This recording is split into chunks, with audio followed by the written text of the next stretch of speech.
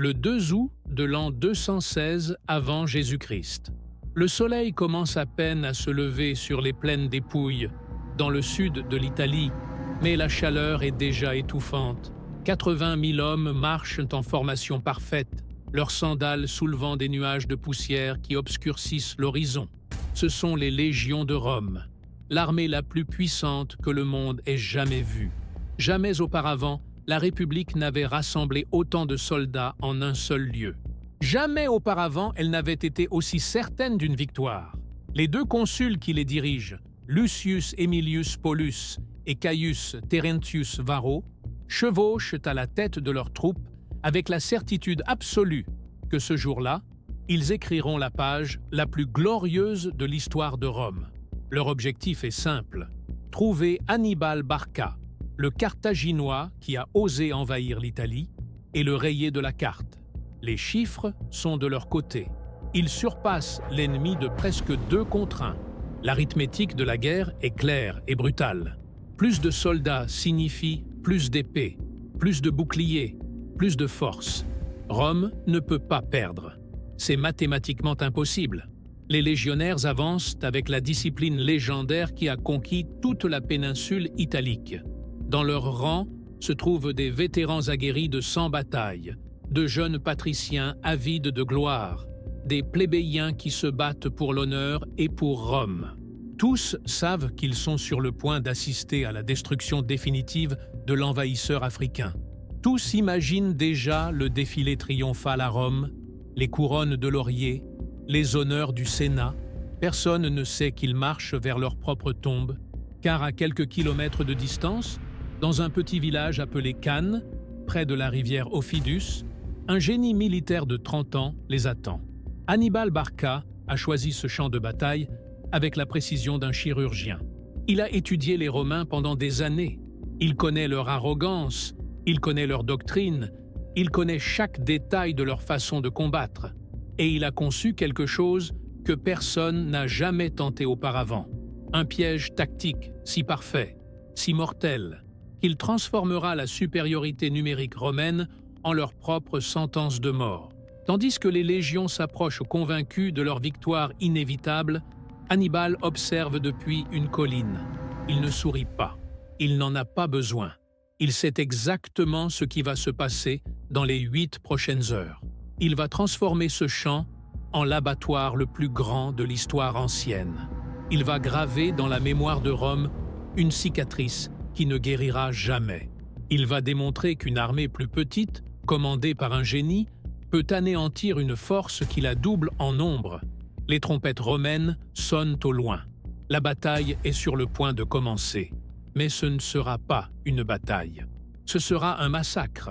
Pour comprendre pourquoi 80 000 soldats romains marchent vers leur destruction en cet août de l'an 216 avant Jésus-Christ, nous devons remonter dans le temps. Nous devons comprendre la haine ancestrale qui a amené ces 2 géants de la Méditerranée au bord de l'abîme. Car cette bataille n'est pas apparue de nulle part. C'est le point culminant sanglant d'une rivalité qui a commencé des décennies auparavant, lorsque 2 empires se sont heurtés pour le contrôle du monde connu, Rome et Carthage. Une république militariste forgée dans le fer de la discipline légionnaire. Une puissance commerciale phénicienne construite sur l'or du commerce méditerranéen. Pendant des années, ces 2 civilisations ont coexisté dans une paix inconfortable, chacune s'étendant, chacune grandissant, chacune regardant avec méfiance le pouvoir croissant de l'autre. Mais la paix avait une date d'expiration. Le détonateur fut la Sicile, cette île stratégique que toutes 2 convoitaient. En l'an 264 avant Jésus-Christ, éclata la première guerre punique. Pendant 23 années brutales, Romains et Carthaginois se sont massacrés mutuellement sur terre et sur mer. Rome finit par vaincre, arrachant à Carthage non seulement la Sicile, mais aussi la Corse et la Sardaigne. Mais les victoires ont un prix, et Rome humilia Carthage avec des indemnités économiques dévastatrices. Les Carthaginois ravalèrent leur orgueil, signèrent la paix et se retirèrent pour lécher leurs blessures. Mais à Carthage, au milieu de cette défaite amère, il y avait un homme qui ne pardonnerait jamais. Son nom était Hamilcar Barca, le commandant militaire le plus brillant de Carthage. Hamilcar avait combattu avec honneur lors de la première guerre punique. Et maintenant, vaincu mais non brisé, il planifiait la vengeance. Il avait un fils de 9 ans, nommé Hannibal. La légende raconte qu'Hamilcar amena le petit Hannibal devant un autel et lui fit jurer sur les dieux qu'il ne serait jamais, jamais ami de Rome. Ce serment d'enfant deviendrait l'obsession de toute une vie. Hamilcar marcha vers l'Hispanie, vers les terres riches de la péninsule ibérique, et commença à reconstruire le pouvoir carthaginois. Il forgea un nouvel empire, conquit des tribus, accumula des richesses des mines d'argent. Son objectif était clair, préparer la revanche contre Rome. Quand Hamilcar mourut au combat, son gendre Hasdrubal continua son œuvre. Et quand Hasdrubal fut assassiné, l'armée carthaginoise en Hispanie choisit par acclamation son nouveau commandant. Il avait 26 ans. Son nom était Hannibal Barca. L'enfant qui avait juré de haïr Rome commandait maintenant l'armée la plus puissante de Carthage. Et il était prêt à tenir son serment. En l'an 218 avant Jésus-Christ, Hannibal fit quelque chose que Rome considéra comme une provocation impardonnable. Il assiégea et captura Sagonte, une ville hispanique alliée de Rome. Les Romains exigèrent que Carthage livre Hannibal pour être puni. Carthage refusa. La deuxième guerre punique venait de commencer, mais Hannibal n'allait pas attendre que les légions romaines viennent le chercher. Il fit quelque chose que personne n'avait tenté auparavant, quelque chose que tous considéraient comme impossible. Il décida d'envahir l'Italie, non pas par mer, où la flotte romaine était supérieure, mais par terre, à travers les Pyrénées, traversant la Gaule hostile et, le plus incroyable de tout, franchissant les Alpes avec une armée de près de 50 000 hommes et 37 éléphants de guerre. C'était l'automne. Les montagnes étaient couvertes de neige. Des tribus gauloises attaquaient sans cesse. Les défilés alpins coûtèrent des milliers de vies. Mais Hannibal ne s'arrêta pas. Quand il descendit finalement dans les plaines du nord de l'Italie, il ne lui restait que 20 000 hommes. Il avait perdu plus de la moitié de son armée. Mais il était en Italie, au cœur du pouvoir romain. Ce qui suivit fut une série de victoires carthaginoises qui terrorisèrent Rome. À la rivière Trebi, Hannibal écrasa les légions du consul Sempronius en utilisant des tactiques d'embuscade brillantes. Au lac Trasimène, il tendit un piège parfait, anéantissant toute une armée romaine de 15 000 hommes dans l'une des embuscades les plus meurtrières de l'histoire. Rome était en panique. Ses armées continuaient d'être vaincues. Ses généraux ne comprenaient pas comment une armée d'invasion, numériquement inférieure, pouvait les détruire encore et encore. La réponse était simple et terrifiante. Hannibal Barca n'était pas un commandant ordinaire. C'était un génie militaire. Et maintenant, en été de l'an 216 avant Jésus-Christ, Rome a pris une décision désespérée. Rassembler la plus grande armée de son histoire et écraser Hannibal une fois pour toutes. 80 000 hommes. Supériorité numérique absolue. Confiance aveugle dans la victoire. Ils ne savent pas qu'Hannibal les attend à Cannes. Ils ne savent pas qu'il a conçu le piège le plus parfait jamais imaginé. Ils ne savent pas que dans quelques heures, leur supériorité numérique deviendra leur malédiction la plus mortelle. Toute grande bataille est décidée non seulement par les soldats qui y combattent, mais par les hommes qui les dirigent. Et à Cannes, le destin de plus de 100 000 hommes repose sur les épaules de quelques commandants dont les décisions, les personnalités et les rivalités définiront qui vivra et qui mourra. Comprendre ces hommes, c'est comprendre la bataille. Car Cannes ne fut pas seulement un choc d'armée, ce fut un duel entre esprits, entre philosophie militaire, entre le génie et l'arrogance. Du côté romain, la République a placé son destin entre les mains de deux consuls qui ne pourraient être plus différents. Lucius Aemilius Paulus est un aristocrate expérimenté, un vétéran de campagne militaire qui connaît le danger que représente Hannibal. Il a étudié les défaites précédentes de Rome.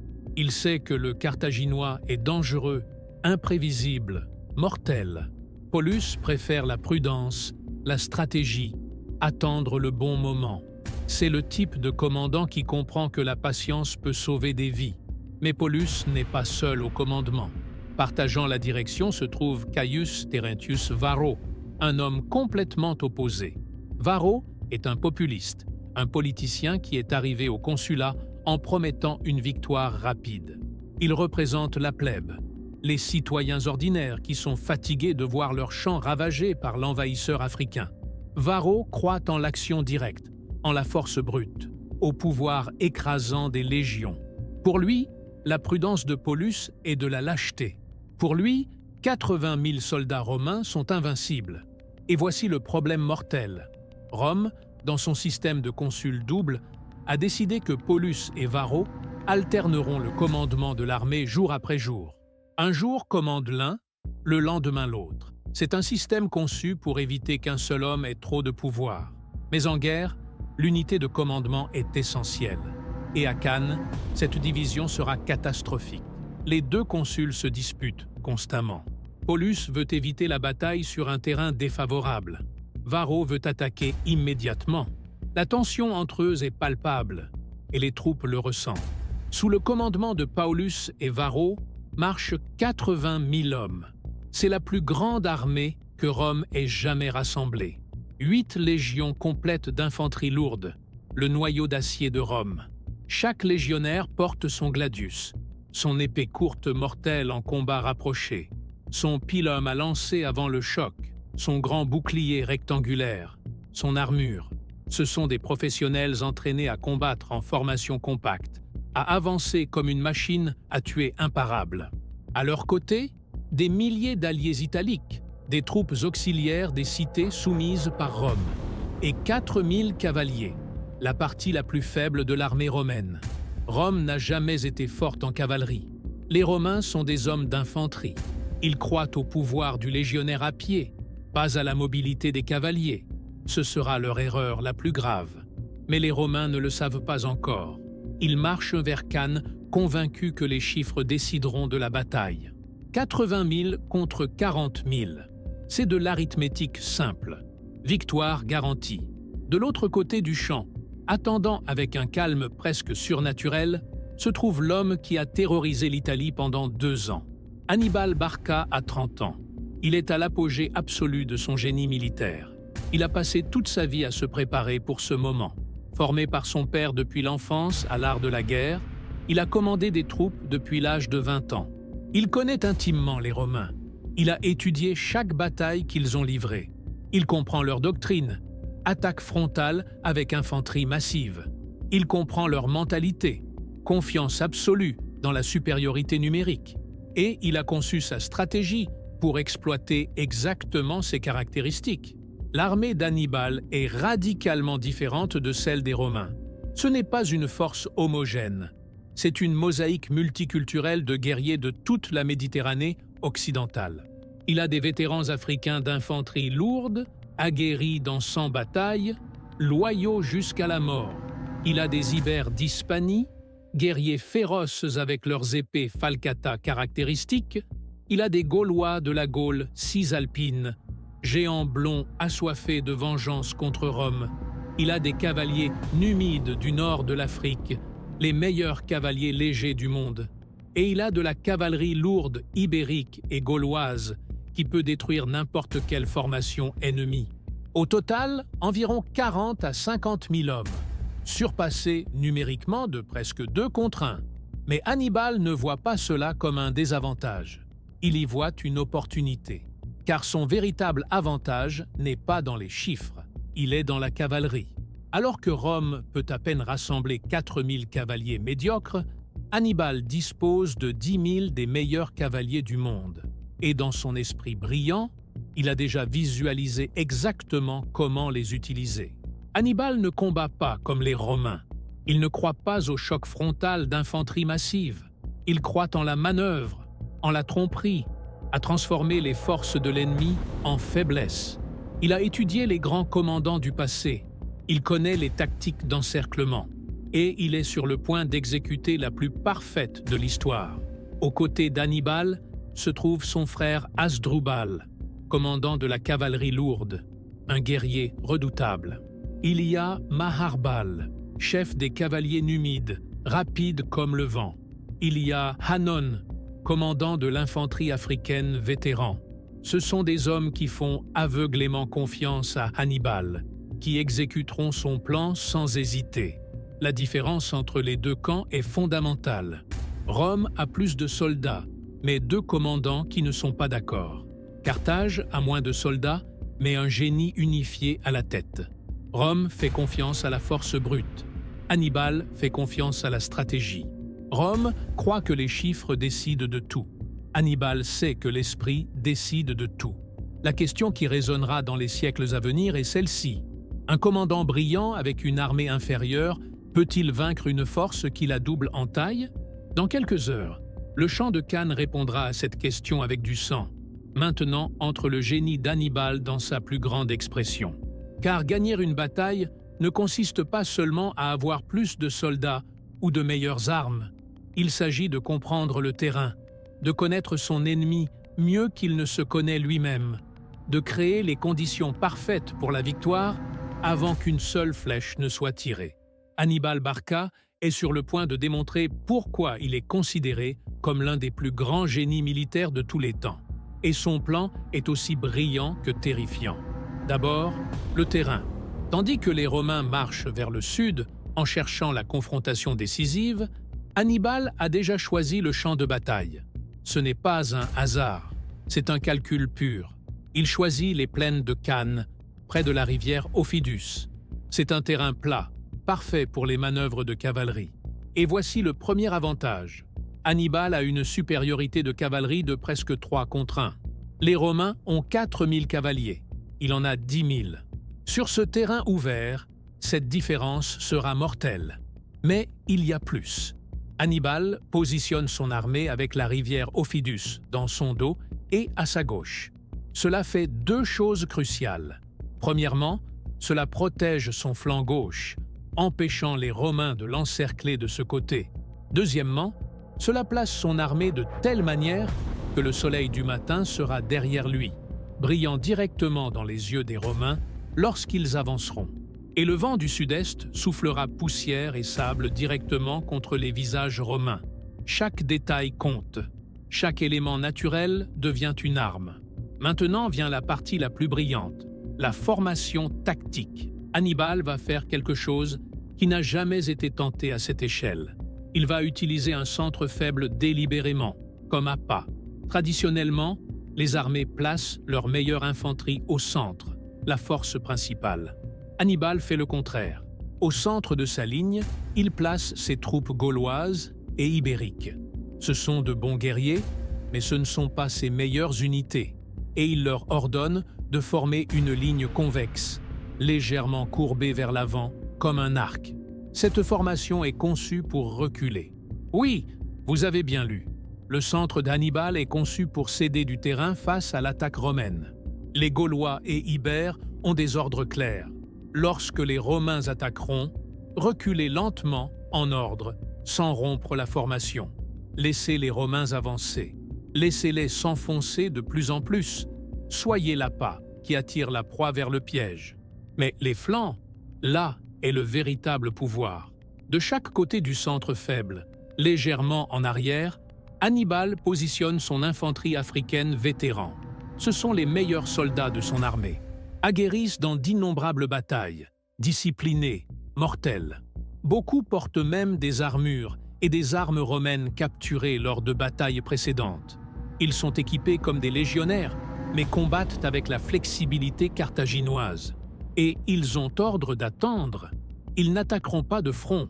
Ils attendront jusqu'au moment exact. Et sur les flancs extrêmes, Hannibal place sa cavalerie. Sur le flanc droit, près de la rivière, il place Hasdrubal, avec 6 à 7 000 cavaliers lourds hispaniques et gaulois. Grands guerriers sur des chevaux puissants, avec armure, longues lances. Leur mission est spécifique, détruire la cavalerie romaine de ce flanc le plus rapidement possible. Sur le flanc gauche, il place les cavaliers numides, entre 3 et 4 000. Ce sont des cavaliers légers, rapides, mobiles, experts en escarmouche. Leur travail est de maintenir occupée la cavalerie alliée romaine, de la harceler, de ne pas la laisser intervenir dans la bataille principale. La géométrie de la mort est complète. C'est une formation en demi-lune, avec le centre faible projeté vers l'avant et les flancs forts légèrement en retrait. Cela semble vulnérable. Il semble que le centre puisse être facilement écrasé. Et c'est exactement ce qu'Hannibal veut que les Romains pensent. Car le plan complet est diaboliquement simple et nécessite une coordination parfaite. Phase 1. Les Romains attaqueront le centre, comme ils le font toujours.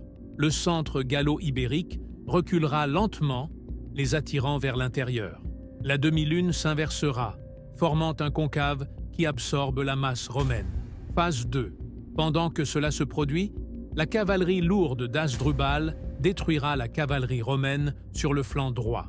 Une fois cela fait, au lieu de poursuivre les cavaliers qui fuient, Hasdrubal chevauchera derrière toute la ligne carthaginoise et attaquera la cavalerie alliée romaine de l'autre flanc, l'écrasant entre sa charge et les Numides. Phase 3. Avec toute la cavalerie romaine détruite ou en fuite, Hasdrubal et les Numides attaqueront l'arrière de l'infanterie romaine, qui sera alors complètement engagée au centre, poussant vers l'avant, croyant qu'elle gagne. Phase 4.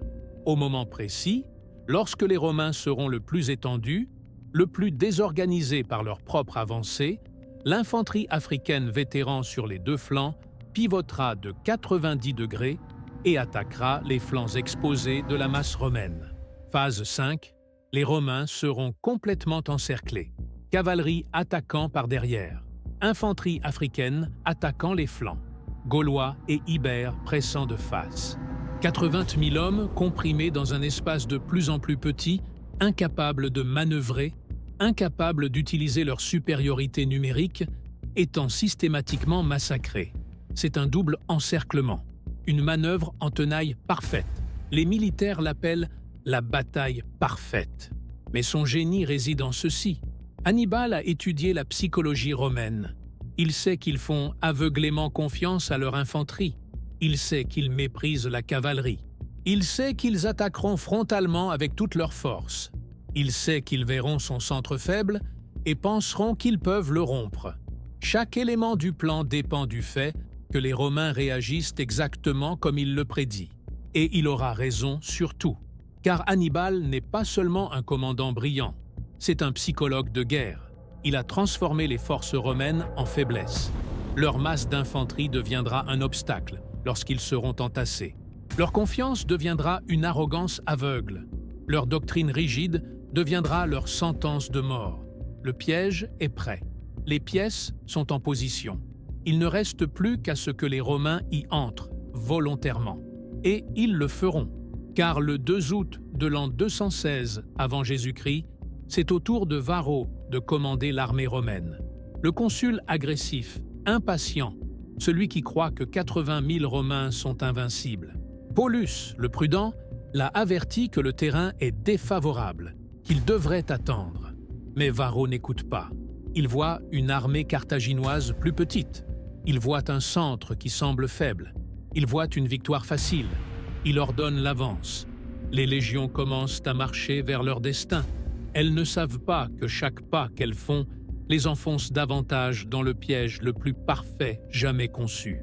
Elles ne savent pas que le génie qui les attend a calculé chaque mouvement, chaque réaction, chaque erreur qu'elles commettront.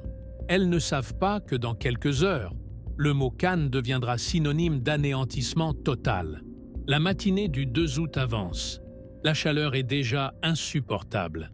Et maintenant, les deux armées sont déployées, prêtes au combat. C'est le moment où les commandants donnent les derniers ordres, où les soldats ajustent leurs armures, où tous savent que dans quelques minutes, l'enfer commencera. Les Romains forment leur ligne de bataille de manière traditionnelle. 80 000 hommes dans une formation compacte, profonde, conçue pour être un bélier humain imparable. Les légions se déploient au centre, serrées les unes contre les autres. Varro a ordonné que les rangs soient plus profonds que d'habitude, comprimant la masse d'infanterie dans un espace plus réduit. Il veut concentrer tout le pouvoir de choc au centre. Il veut briser la ligne ennemie par la force brute pure. C'est la doctrine romaine dans sa plus grande expression. Masse, discipline, pression frontale irrésistible. Sur les flancs de l'infanterie, très réduite, se trouve la cavalerie romaine. Sur le flanc droit, près de la rivière, 2400 cavaliers romains citoyens. Sur le flanc gauche, 4000 cavaliers alliés italiques. Ce sont des nombres pathétiques comparés à la cavalerie carthaginoise. Mais Rome n'a jamais dépendu des cavaliers. Sa foi est dans le légionnaire. Les soldats romains regardent vers l'avant. Ils voient l'armée carthaginoise, clairement inférieure en nombre. Ils voient le centre ennemi formé dans cette étrange courbe convexe. Cela semble vulnérable. Il semble qu'une forte poussée suffira à le briser. Le moral romain est élevé. Ils sont convaincus de la victoire. Ils ne voient pas le piège. De l'autre côté, Hannibal termine de positionner ses pièces. Sa formation est radicalement différente.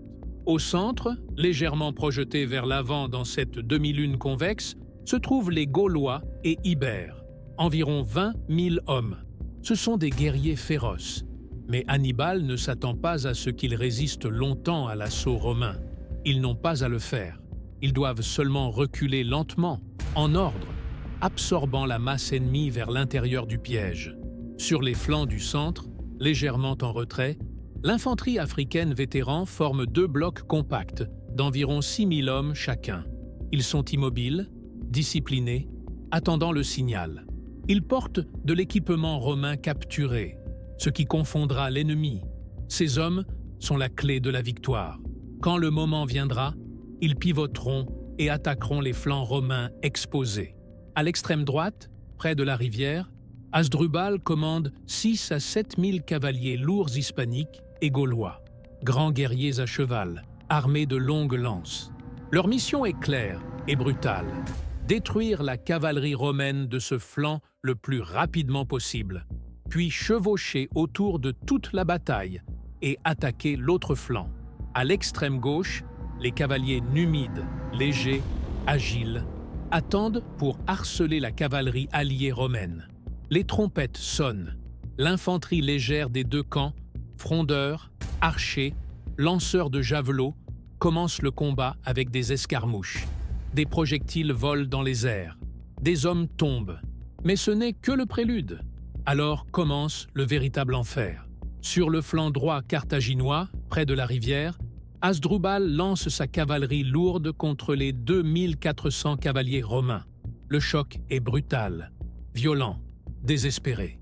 Les cavaliers hispaniques et gaulois sont supérieurs en nombre, mieux entraînés, plus féroces. Beaucoup mettent pied à terre et se battent corps à corps. La cavalerie romaine, dépassée, commence à céder. Le consul Paulus, qui commande ce flanc, se bat vaillamment, mais il est blessé dès le début par une pierre lancée par un frondeur. La cavalerie romaine s'effondre. Certains fuient, d'autres sont massacrés. En quelques minutes, Hasdrubal a gagné ce flanc, mais il ne poursuit pas ceux qui fuient. Il se souvient des ordres d'Hannibal. Il regroupe ses cavaliers et commence à chevaucher derrière toute la ligne carthaginoise, vers l'autre extrémité du champ de bataille. Pendant que cela se produit, au centre, l'infanterie romaine avance. 80 000 hommes commencent à se déplacer comme une machine imparable. Le sol tremble sous leurs pieds. La poussière s'élève en nuages qui obscurcissent le soleil. Les légionnaires marchent en formation parfaite, frappant leurs boucliers avec leurs épées, criant, créant un bruit assourdissant conçu pour terroriser l'ennemi. Ils entrent en collision avec le centre gallo-ibérique d'Hannibal. L'impact est féroce. Les épées coupent la chair. Les boucliers s'écrasent. Des hommes crient, saignent, meurent. Et alors, exactement comme Hannibal l'avait prédit, le centre carthaginois commence à reculer. Les Gaulois et Ibères cèdent du terrain. Pas à pas, lentement, mais en ordre, ils reculent. La demi-lune convexe commence à s'inverser, formant un concave. Les Romains voient cela et croient qu'ils gagnent. Varro, depuis sa position de commandement, voit son infanterie pousser l'ennemi vers l'arrière. Il ordonne d'augmenter la pression. Plus de légionnaires se lancent vers l'avant. La masse romaine se comprime de plus en plus, s'enfonçant dans le piège. Ils ne le savent pas encore, mais ils viennent de sceller leur destin. Maintenant commence le véritable enfer. Car à Cannes, pendant les heures suivantes, 80 000 hommes apprendront la différence entre une bataille et une annihilation. Ce qui est sur le point de se produire sera étudié dans les académies militaires pendant plus de 2000 ans. C'est l'exécution parfaite d'un plan parfait. C'est le jour où Rome découvre que le génie peut vaincre les chiffres. Le centre romain continue d'avancer. Légion après légion presse vers l'avant. Les Gaulois et Ibères d'Hannibal reculent pas à pas. Ce n'est plus une demi-lune convexe. La formation s'est complètement inversée, formant un profond demi-cercle concave. Les Romains sont absorbés vers l'intérieur comme de l'eau dans un entonnoir. Mais ce que Varro voit comme une victoire est sa condamnation. Chaque mètre qu'ils avancent les enfonce davantage dans le piège. La masse romaine se comprime de plus en plus. Les rangs arrière poussent les rangs avant. Les soldats sont si serrés qu'ils peuvent à peine lever les bras pour utiliser leurs épées. La chaleur est étouffante. Le soleil brille directement dans leurs yeux. La poussière soulevée par 80 000 paires de pieds forme des nuages qui les aveuglent. Le vent du sud-est souffle sable et terre contre leur visage. Ils respirent de la poussière. Ils avalent de la poussière. Leur gorge brûle. Mais ils continuent d'avancer, convaincus qu'ils gagnent. Pendant ce temps, sur le flanc gauche romain, se déroule le deuxième acte du plan d'Hannibal. Hasdrubal, après avoir détruit la cavalerie romaine sur le flanc droit près de la rivière, a regroupé ses 6000 cavaliers lourds et chevauche maintenant derrière toute la ligne carthaginoise. C'est une manœuvre audacieuse, coordonnée à la perfection. Il traverse derrière sa propre infanterie, soulevant des nuages de poussière, et apparaît sur le flanc opposé. Là, la cavalerie alliée romaine de 4000 cavaliers continue de faire face aux agiles Numides. Les alliés romains sont occupés, confus, essayant de poursuivre ces cavaliers légers qui attaquent et se retirent constamment. Ils ne voient pas venir Hasdrubal. Lorsque la cavalerie lourde hispanique et gauloise charge contre eux par derrière, la surprise est totale. Maintenant, les alliés romains sont piégés entre deux forces. Numides devant, cavaliers lourds derrière. C'est un massacre. Certains tentent de résister, c'est inutile. D'autres fuient en panique. Les Numides les poursuivent, les abattant, les tuant pendant qu'ils courent. En quelques minutes, toute la cavalerie romaine et alliée a été détruite ou dispersée. Le champ de bataille n'a plus de cavaliers romains. Il ne reste que les Carthaginois. Et Hasdrubal regroupe à nouveau. Il ne poursuit pas ceux qui fuient. Il se souvient du plan. Il a un objectif plus important. Au centre, les Romains ont tellement poussé que le demi-cercle carthaginois est sur le point de se rompre. Les Gaulois et Ibères sont épuisés, saignants, à la limite de leur résistance. Certains commencent à penser qu'ils ne tiendront plus. Mais alors se produit le moment crucial, le signal qu'Hannibal attendait. Les Romains sont complètement étendus. Leur formation est désorganisée par l'avance. Les flancs sont exposés. Les rangs arrière s'entassent contre les rangs avant. Ce n'est plus une armée. C'est une masse comprimée d'hommes entassés dans un espace de plus en plus réduit. Et maintenant, Hannibal donne l'ordre. L'infanterie africaine vétéran, qui est restée immobile tout ce temps sur les deux flancs, légèrement en retrait, commence à se déplacer. Ce sont 12 000 hommes, 6 000 de chaque côté. Ils se déplacent avec une précision militaire parfaite. Ils pivotent de 90 degrés vers l'intérieur et attaquent. Les Romains, concentrés entièrement à pousser le centre vers l'avant, ne voient pas venir l'attaque latérale. Soudain, des milliers de guerriers africains, frais, reposés, furieux, se lancent contre leurs flancs sans protection. La formation romaine, si compacte au centre, ne peut pas réagir. Les soldats sur les flancs tentent de pivoter pour faire face à cette nouvelle menace, mais ils sont trop serrés. Il n'y a pas d'espace pour manœuvrer.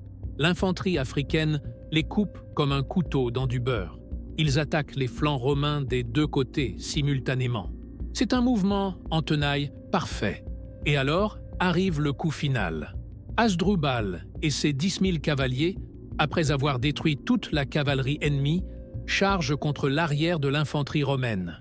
Les légionnaires à l'arrière de l'armée se retournent et voient un cauchemar. Des milliers de cavaliers chargeant directement vers eux. Ils tentent de former une ligne défensive. C'est impossible. Ils sont trop comprimés par leurs propres troupes qui poussent vers l'avant. Les cavaliers carthaginois s'écrasent contre l'arrière romain comme un marteau de fer. Les lances percent les armures. Les chevaux écrasent les hommes sous leurs sabots. C'est le chaos absolu. En quelques minutes, la situation romaine passe de victoire apparente à cauchemar total. Ils sont attaqués de 4 directions. Gaulois et Ibères pressant de face. Infanterie africaine attaquant les 2 flancs. Cavalerie massacrant l'arrière. Et le pire de tout, ils sont si serrés qu'ils ne peuvent pas utiliser leurs armes efficacement. Un légionnaire a besoin d'espace pour manier son épée courte. Il a besoin de pouvoir se déplacer, pivoter, frapper. Mais il y a tant d'hommes dans un espace si réduit qu'ils peuvent à peine respirer. Ils sont écrasés les uns contre les autres. Les boucliers s'entassent. Les épées restent coincées. Beaucoup ne peuvent même pas lever les bras. L'encerclement se referme. 80 000 hommes encerclés dans un espace de plus en plus petit. Les Romains finalement comprennent. Ils ne gagnent pas. Ils sont massacrés. La panique commence à se répandre. Les soldats à l'extérieur de l'encerclement tentent de briser les lignes carthaginoises. Certains y parviennent et fuient terrifiés à travers les plaines. La plupart ne le peuvent pas. Ils sont piégés au milieu de la masse. La chaleur est insupportable. Le soleil d'août tombe verticalement sur des hommes vêtus d'armures de métal. La température doit être proche de 40 degrés. Les légionnaires, avec leur équipement lourd, bouillent dans leurs armures. Certains meurent d'insolation avant qu'une épée ne les touche. La soif est torturante. Il n'y a pas d'eau, il n'y a pas d'échappatoire, et les Carthaginois continuent de serrer. L'infanterie africaine avance lentement, comprimant les flancs. La cavalerie continue de charger contre l'arrière, poussant les Romains vers l'avant, vers le centre de l'encerclement. L'espace se réduit. Les Romains sont si serrés que lorsqu'un homme tombe blessé, il ne peut pas tomber au sol. Il reste debout, soutenu par les corps des hommes autour de lui, jusqu'à ce qu'il meure debout. C'est une vision de l'enfer. 80 000 hommes comprimés, sans espace pour bouger, étant systématiquement égorgés. Les épées carthaginoises coupent de tous les angles. Les Romains ne peuvent pas se défendre. Ils peuvent à peine voir. La poussière, le sang, la sueur les aveugle. Ils crient, maudissent, supplient. Il n'y a pas de pitié.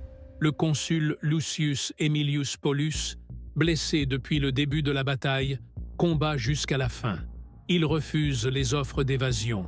Il reste avec ses hommes. Il meurt en Romain, debout, épée à la main, entouré d'ennemis. Son corps tombe sur des centaines d'autres dans le champ de mort.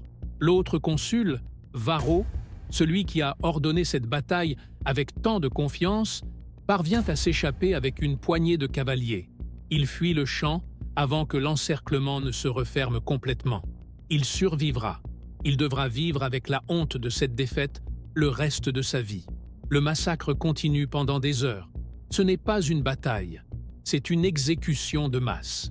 Les Carthaginois, méthodiquement, systématiquement, coupent les Romains pièce par pièce. Les légionnaires tentent de se rendre. Certains Carthaginois acceptent des prisonniers. La plupart ne le font pas. Il y a trop de haine, trop de soif de vengeance. Les Romains ont pillé le territoire carthaginois pendant des années. Maintenant, c'est le moment du règlement de compte. L'après-midi avance. Le soleil commence à descendre. Et ils continuent encore de tuer. Des groupes de Romains tentent de former de petits carrés défensifs. Ils sont encerclés et anéantis. Certains tentent de faire semblant d'être morts, se jetant au sol parmi les cadavres. Beaucoup meurent écrasés par leurs propres compagnons qui tombent sur eux. Finalement, lorsque le soleil commence à se coucher, la résistance romaine s'effondre complètement. Les derniers groupes organisés sont détruits. Quelques milliers parviennent à s'échapper, courant à travers les lignes carthaginoises, profitant de la confusion, de l'obscurité croissante. La plupart n'ont pas cette chance. Quand la nuit tombe sur les plaines de Cannes, le champ de bataille est une vision qu'aucun homme n'oubliera jamais. Des kilomètres carrés couverts de cadavres, des montagnes de corps empilés, des rivières de sang imbibant la terre sèche, l'air épais de l'odeur de mort, sueur, peur. 80 000 hommes ont marché vers Cannes ce matin-là. Seulement environ 10 000 survivent. 70 000 morts ou agonisants sur le champ. C'est la pire défaite militaire de l'histoire de Rome.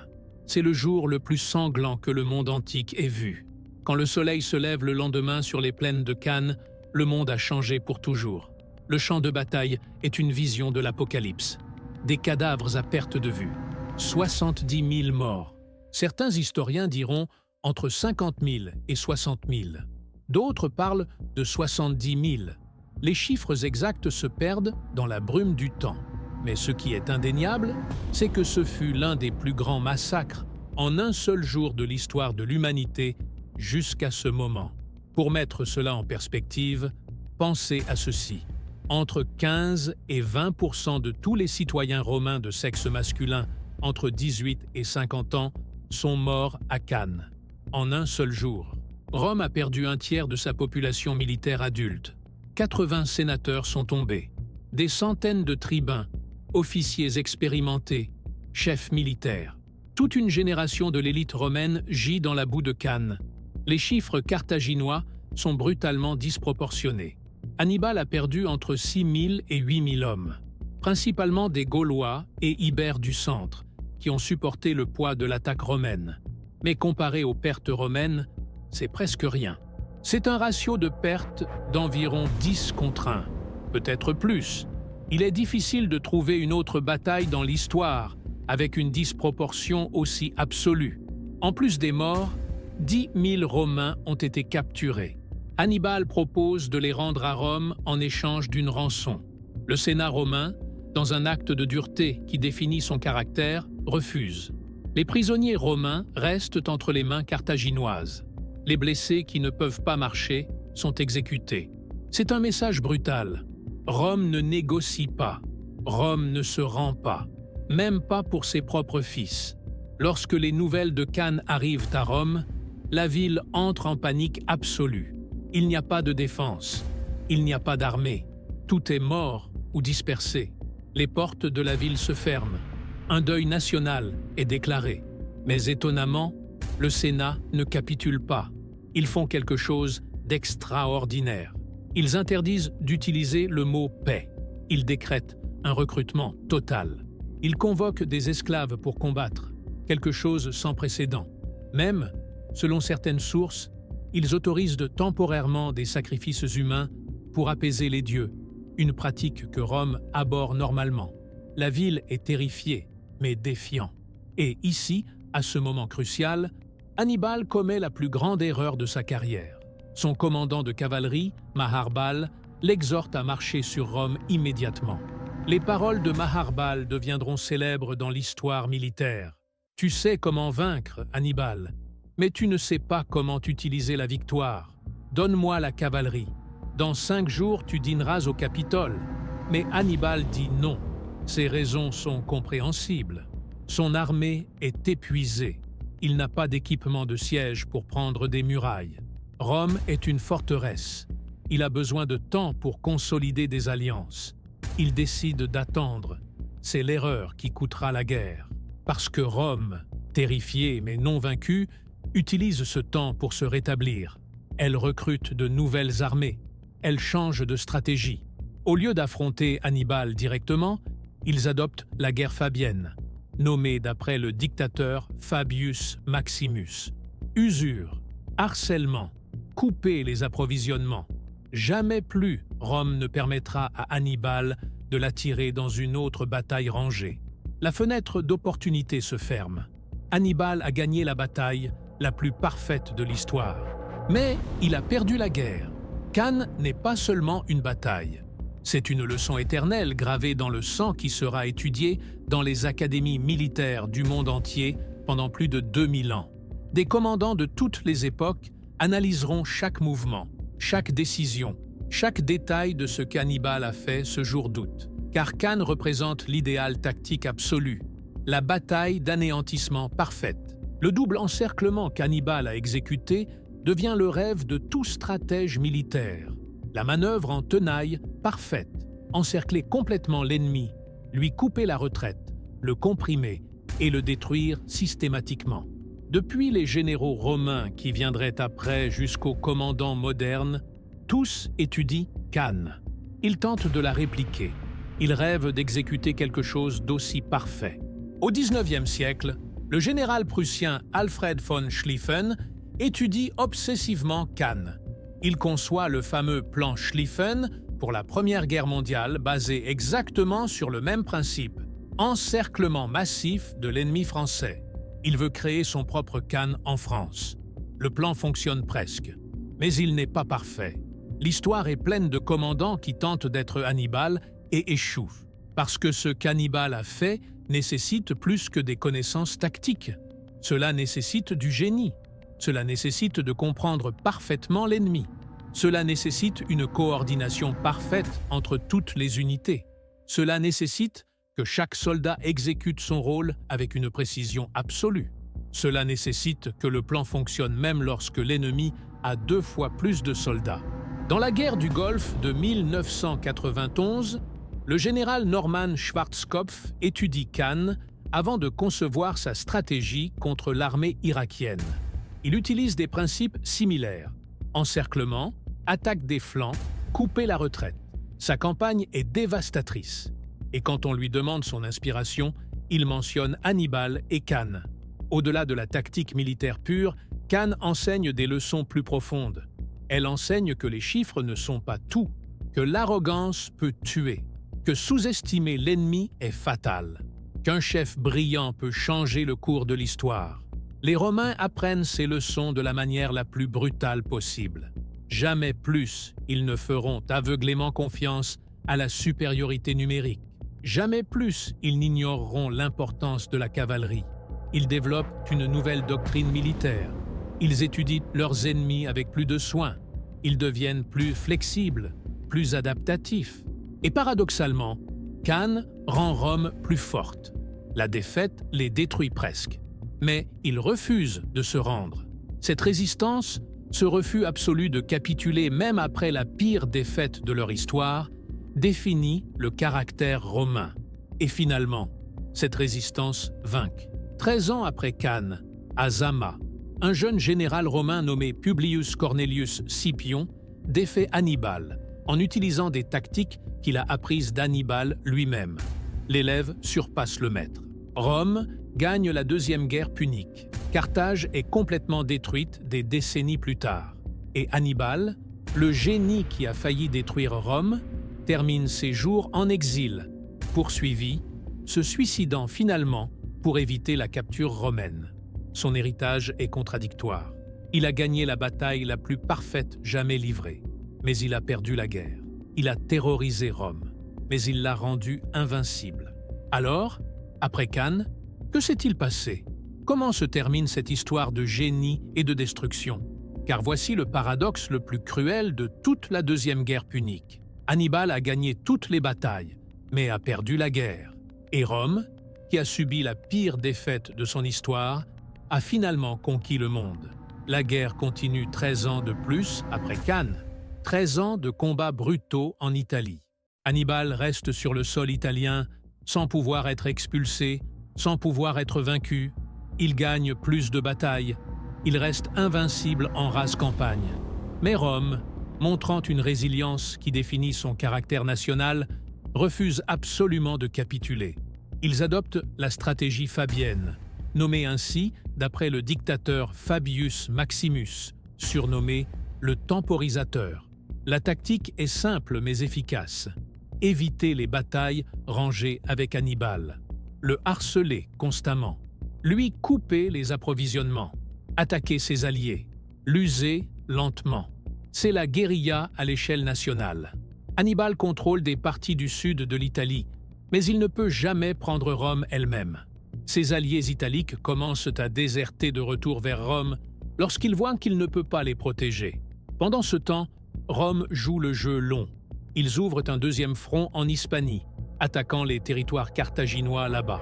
Un jeune général nommé Publius Cornelius Scipion, fils du consul mort au combat contre Hannibal, dirige ses campagnes. Scipion étudie obsessivement Hannibal. Il apprend ses tactiques, il comprend son génie, et il l'utilise contre Carthage. En Hispanie, Scipion défait les armées carthaginoises en utilisant les propres tactiques d'Hannibal contre elles. Il capture les colonies carthaginoises. Il coupe les lignes d'approvisionnement d'Hannibal. Et alors, il fait quelque chose d'audacieux. Il envahit l'Afrique. En l'an 204 avant Jésus-Christ, Scipion débarque en Afrique du Nord et menace directement Carthage. La ville entre en panique. Le Sénat carthaginois prend la décision la plus difficile de son histoire. Il rappelle Hannibal. Après 15 ans en Italie, après avoir gagné bataille après bataille, Hannibal doit abandonner la péninsule et rentrer pour défendre sa ville natale. Il doit quitter l'Italie sans avoir pris Rome, sans avoir obtenu la victoire finale. Imaginez sa frustration, son amertume. Il était si proche. La rencontre finale se produit en l'an 202 avant Jésus-Christ à Zama, près de Carthage. Pour la première fois de sa carrière, Hannibal affronte un commandant qui a appris de lui. Scipion utilise des formations flexibles, exploite les faiblesses carthaginoises, neutralise les éléphants de guerre d'Hannibal. Et pour la première fois de sa vie, Hannibal est vaincu en bataille rangée. C'est la fin. Carthage demande la paix. Les termes sont brutaux. Ils doivent livrer toute leur flotte, payer des indemnités massives, perdre tout leur territoire, sauf l'Afrique du Nord. Jamais plus, ils ne pourront faire la guerre sans la permission de Rome. C'est l'humiliation totale. Hannibal tente de reconstruire Carthage après la guerre. Il sert comme magistrat, réforme l'économie, tente de guérir les blessures. Mais Rome ne lui pardonne jamais. Ils le poursuivent politiquement. Ils exigent sa livraison. Hannibal fuit, devenant réfugié. Il passe des années en exil, offrant ses services militaires à d'autres royaumes qui s'opposent à Rome. Mais Rome le poursuit toujours. Finalement, en l'an 183 avant Jésus-Christ, entouré par des agents romains en Bithynie, sans échappatoire possible, Hannibal prend du poison. Ses dernières paroles, selon la légende, sont « Libérons le peuple romain de son anxiété, puisqu'ils n'ont pas la patience d'attendre la mort d'un vieil homme. » Il meurt à 64 ans, loin de sa patrie, vaincu, mais jamais brisé. Et Carthage elle-même ne survit pas beaucoup plus longtemps. En l'an 146 avant Jésus-Christ, Rome fabrique un prétexte pour la Troisième Guerre punique. Ils assiègent Carthage. La ville résiste héroïquement pendant 3 ans. Finalement, elle tombe. Les Romains détruisent systématiquement chaque bâtiment. Ils massacrent ou réduisent en esclavage toute la population. Selon la légende, ils sèment du sel dans la terre pour que rien ne puisse y pousser jamais. Carthage est rayée de la carte. La civilisation qui a défié Rome cesse d'exister. Que nous laisse Cannes? Qu'apprenons-nous de ce jour sanglant de l'an 216 avant Jésus-Christ, lorsque 70 000 hommes sont morts en 8 heures? Les leçons sont multiples, profondes, éternelles, et elles vont bien au-delà du champ de bataille. Premièrement, la leçon la plus évidente, les chiffres ne sont pas tout. Rome avait 80 000 soldats, Hannibal en avait 40 000. L'arithmétique disait que Rome devait gagner, mais la réalité a écrasé l'arithmétique sous le poids de la stratégie brillante. Cannes démontre que la qualité du leadership peut surpasser la quantité de troupes, qu'un commandant qui comprend profondément la nature de la guerre, qui connaît son ennemi mieux que l'ennemi ne se connaît lui-même, peut accomplir l'impossible. Cette leçon résonne à travers les siècles. David battant Goliath n'est pas un mythe romantique. C'est une réalité tactique lorsque le faible est plus intelligent que le fort. Deuxième leçon, l'arrogance tue. Les Romains ont marché vers Cannes convaincus de leur victoire. Supériorité numérique, discipline légendaire, certitude mathématique. Ils n'ont pas considéré que l'ennemi pourrait être plus intelligent. Ils n'ont pas imaginé que leur propre force deviendrait leur faiblesse. La masse de 80 000 hommes, qui aurait dû être invincible, est devenue un piège mortel lorsqu'ils ont été comprimés dans un espace réduit, incapables d'utiliser leurs armes. L'arrogance aveugle, et en guerre, l'aveuglement est mortel. Cette leçon se répète dans chaque conflit de l'histoire. Les armées qui se croient invincibles sont celles qui tombent le plus durement. Troisième leçon, connais ton ennemi. Hannibal a étudié Rome pendant des années. Il connaissait sa doctrine militaire. Il savait qu'ils attaqueraient frontalement. Il savait qu'ils feraient confiance à la masse d'infanterie. Il savait qu'ils mépriseraient la cavalerie. Il a conçu toute sa bataille autour de ces certitudes. Il n'a pas improvisé. Il a planifié méticuleusement. Chaque élément de sa stratégie exploitait une caractéristique spécifique de l'ennemi. Ce principe, connaître ton adversaire mieux qu'il ne se connaît lui-même, est fondamental non seulement en guerre, mais dans toute compétition humaine. Affaires, sport, politique, tout conflit se gagne d'abord dans l'esprit qui comprend mieux la réalité. Quatrième leçon, la flexibilité vainc la rigidité. Rome avait une doctrine militaire rigide, éprouvée dans 100 batailles. Attaque frontale, masse d'infanterie, discipline inébranlable. Cela avait fonctionné contre tous leurs ennemis précédents. Mais lorsqu'ils ont affronté quelqu'un qui a compris cette rigidité et l'a exploitée, ils se sont effondrés. Hannibal, au contraire, était flexible. Il a utilisé des troupes multiculturelles, avec différents styles de combat. Il a adapté sa formation spécifiquement pour cet ennemi, pour ce terrain, pour cette bataille. La flexibilité est la survie. La rigidité est la mort. Cinquième leçon, la coordination parfaite multiplie la force. Le plan d'Hannibal nécessitait que 4 éléments différents agissent à des moments précis. Infanterie gallo-ibérique reculant lentement, cavalerie lourde détruisant un flanc, puis chevauchant vers l'autre. Infanterie africaine attendant le moment exact pour pivoter. Cavalerie attaquant l'arrière. Si l'un de ces éléments échouait, tout le plan s'effondrait. Mais ils ont exécuté à la perfection. Cette coordination, cette synchronisation, cette confiance mutuelle entre commandants et soldats, c'est ce qui a transformé un plan brillant en réalité dévastatrice. Dans toute organisation humaine, la coordination entre les parties est ce qui transforme le potentiel en victoire. Sixième leçon, peut-être la plus importante pour Rome.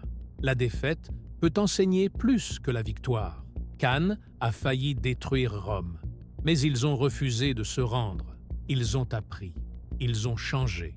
Ils ont développé une nouvelle doctrine. Ils ont évité d'affronter Hannibal directement. Ils ont attaqué ses points faibles. Ils ont ouvert de nouveaux fronts. Et finalement, ils ont produit Scipion, un commandant qui avait étudié Hannibal aussi profondément qu'Hannibal avait étudié Rome. Rome a perdu la bataille, mais a gagné la guerre parce qu'elle a appris. Les organisations qui survivent sont celles qui transforment la défaite en éducation. Septième leçon. La victoire tactique ne garantit pas le succès stratégique. C'est peut-être la plus cruelle de toutes les leçons de Cannes. Hannibal a exécuté la bataille parfaite. Il a anéanti l'ennemi. Il a accompli ce dont tout commandant militaire rêve. Mais il n'a pas gagné la guerre, parce qu'il n'avait pas de plan stratégique viable pour transformer les victoires tactiques en victoires finales. Il ne pouvait pas prendre Rome. Il ne pouvait pas forcer la capitulation. Il n'avait pas assez de soutien de Carthage. Ces brillantes victoires n'ont pas changé l'équilibre fondamental du pouvoir. Cette leçon est vitale dans tout conflit prolongé. Gagner des batailles ne suffit pas. Vous avez besoin d'une stratégie pour transformer ces victoires en objectif final. Huitième leçon. La résilience définit les gagnants finaux. Rome a subi la pire défaite de son histoire. Elle a perdu un tiers de sa population militaire adulte en un jour. Ses alliés ont commencé à déserter. Hannibal contrôlait des parties de l'Italie, mais Rome a refusé de se rendre. Absolument. Ils ont même interdit d'utiliser le mot « paix ». Ils ont recruté de nouvelles armées. Ils ont continué à se battre. Cette résistance inébranlable, ce refus d'accepter la défaite même lorsque tout semble perdu, c'est ce qui a finalement gagné la guerre. La résilience surpasse le génie lorsque le génie ne peut pas donner le coup final.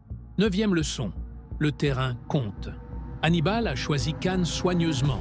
Terrain plat pour sa cavalerie, la rivière protégeant un flanc, le soleil et le vent favorisant ses troupes. Chaque élément naturel est devenu une arme.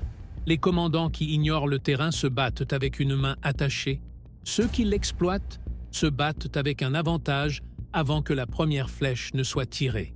10e leçon, la plus humaine. Le génie individuel peut changer le cours de l'histoire. Hannibal Barca, un homme de 30 ans, a conçu et exécuté la bataille la plus parfaite jamais livrée. Son esprit, sa vision, sa compréhension de la guerre ont changé le destin de civilisation. Les grands leaders comptent. Les esprits brillants comptent. Une personne exceptionnelle au bon endroit, au bon moment, peut incliner l'axe du monde. Cannes est un monument au pouvoir du génie humain, pour le meilleur ou pour le pire.